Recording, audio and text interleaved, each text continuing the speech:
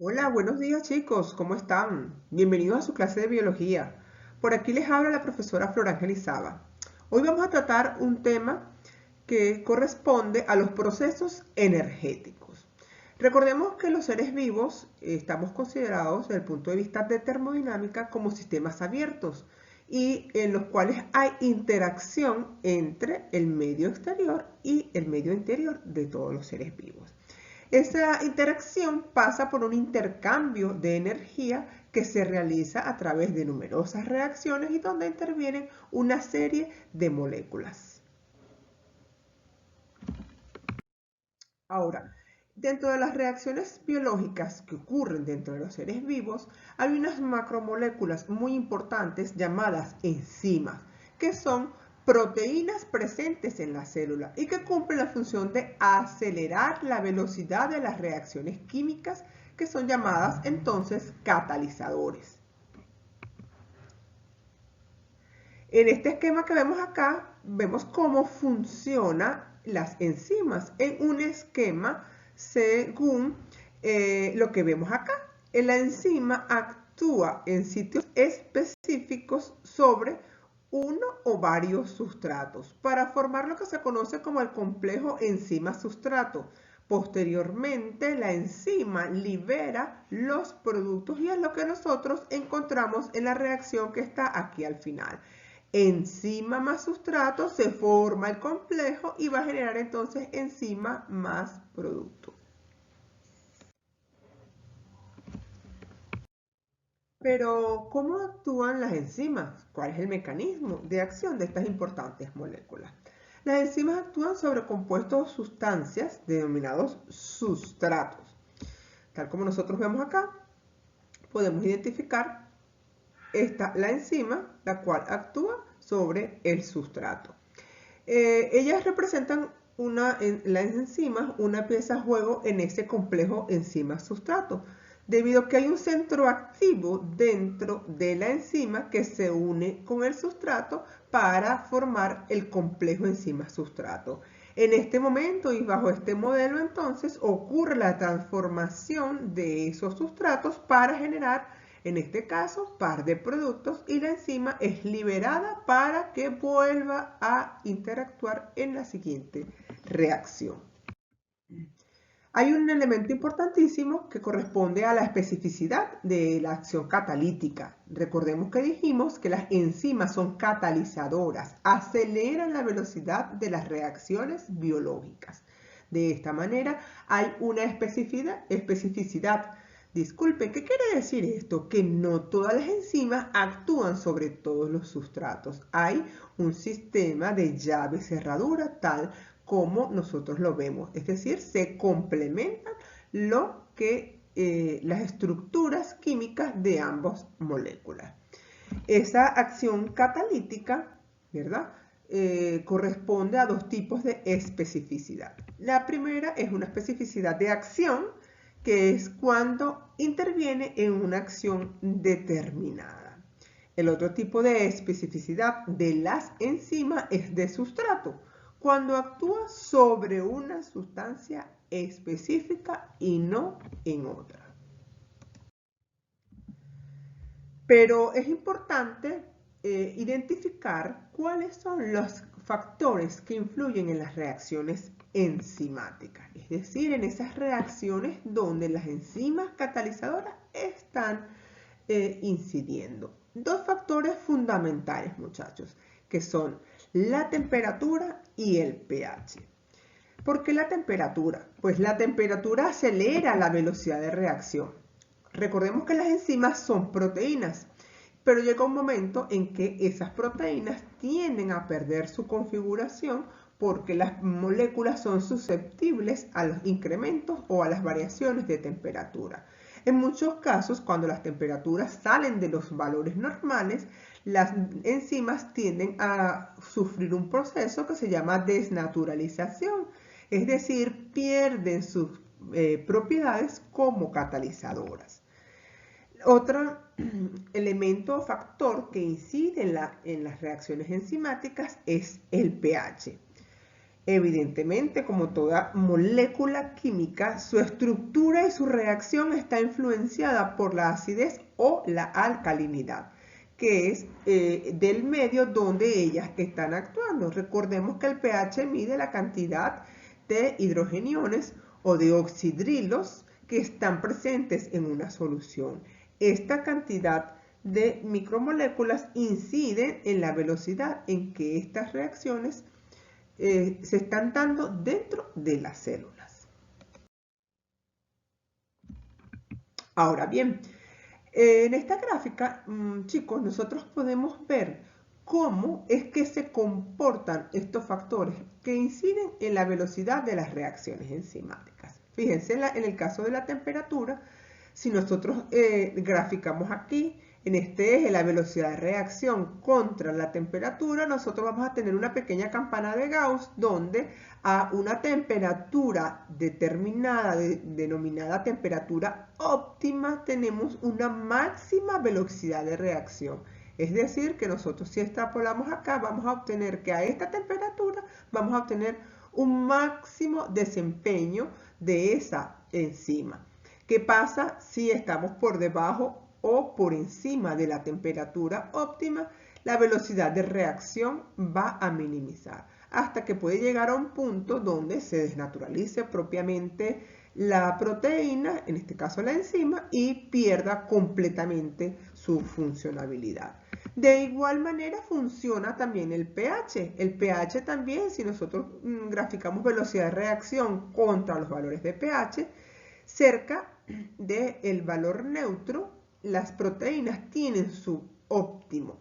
Es decir, que existe un valor de pH óptimo sobre el cual se incrementa y alcanza su máximo valor la velocidad de reacción, ¿sí? Entonces, fíjense que lo ideal es que las enzimas estén actuando en un máximo, ¿verdad? Asociado al pH y la temperatura. De esta manera nosotros vemos cómo estos dos factores están incidiendo significativamente en cómo se están desarrollando estas proteínas en cada una de las reacciones. ¿Cuántas enzimas hay? Cantidades de enzimas, porque como les dije, hay un tema de especificidad para cada una de las reacciones, ¿ok? Aunque estos son factores genéricos, unos factores o uno de los factores puede incidir más que otro dependiendo de la proteína, en este caso de la enzima, que nosotros estemos considerando. Dentro de las enzimas nosotros podemos identificar, chicos, dos tipos fundamentales. Las enzimas llamadas intracelulares, que se encuentran en el interior de la célula, actuando específicamente en el citoplasma. Pero también tenemos otras enzimas, no son muchas, pero sí que son vertidas hacia el exterior celular, para ellas poder cumplir su función. El mejor ejemplo de estas llamadas enzimas extracelulares corresponde a las enzimas digestivas, que intervienen en el proceso de la digestión. Ahora veamos, muchachos, un elemento fundamental dentro de los procesos energéticos que tiene que ver con la generación de energía, porque ¿de dónde saca la célula la energía para realizar todas esas reacciones, para degradar los compuestos, para obtener la energía o para sintetizar? Pues es lo que se conoce como el ATP, que como sus siglas lo indica, adenosín trifosfato, es la llamada moneda energética de la célula. ¿Y por qué es llamada la moneda energética? Porque es la que permite el intercambio. Ella entrega y recibe energía a todas las otras moléculas en las distintas reacciones que ocurren dentro de la célula. Fíjense que las células vivas son capaces de utilizar esa energía química que está almacenada en ciertos compuestos químicos. Veíamos cómo las moléculas, ¿verdad?, están formadas por distintos tipos de átomos. Y en la unión de esos átomos hay una energía, que es la conocida energía de enlace. Cuando esa molécula se rompe o existe una ruptura por algún proceso biológico, la energía que tenía esa molécula es liberada. Pero esa energía no queda allí dentro de la célula, sino que es tomada por otra molécula. Así, esa degradación de compuestos mucho más complejos en compuestos más sencillos libera energías que son aprovechados por la misma célula.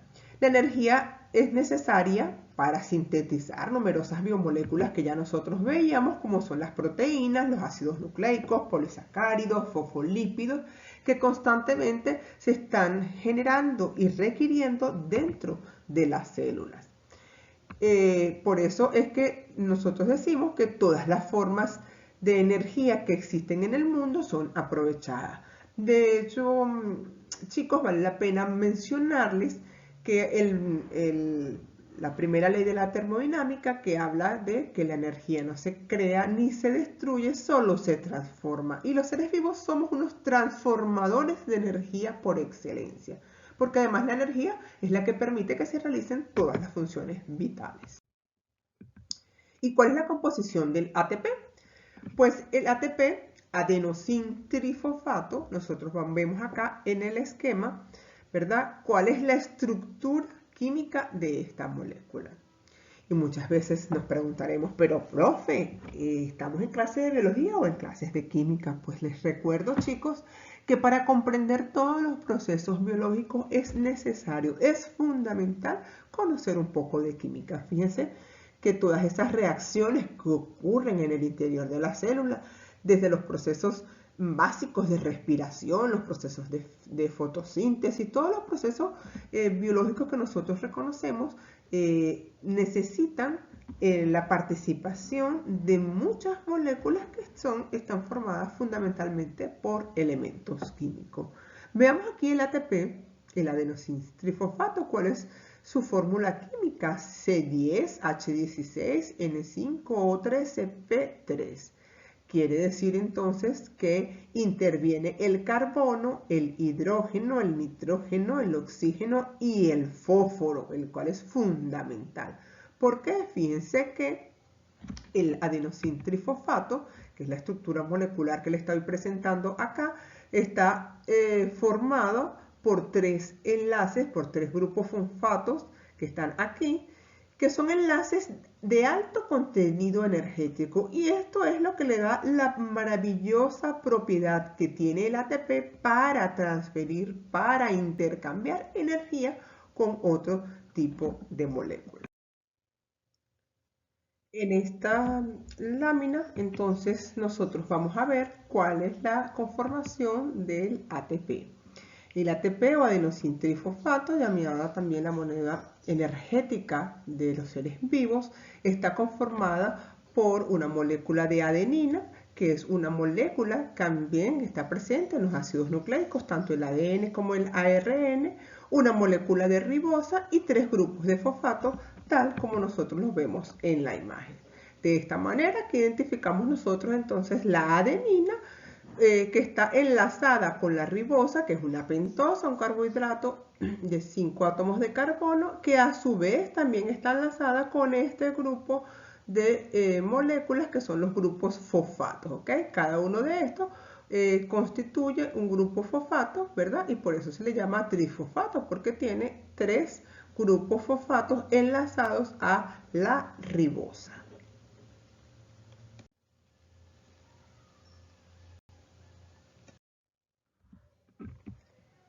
El adenosín trifosfato en las células del ATP muchas veces se hidroliza directamente a ADP, adenosín difosfato o difosfato de adenosina.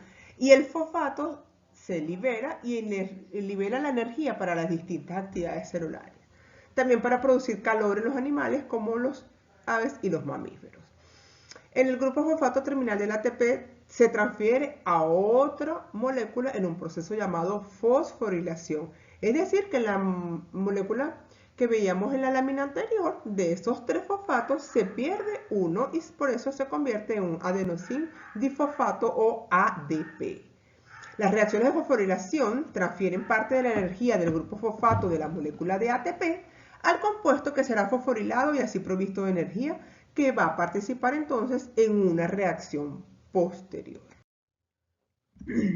El adenosín trifosfato tiene unos enlaces covalentes dentro de ese grupo de los fosfatos, son los enlaces que hemos denominado enlaces de alta energía.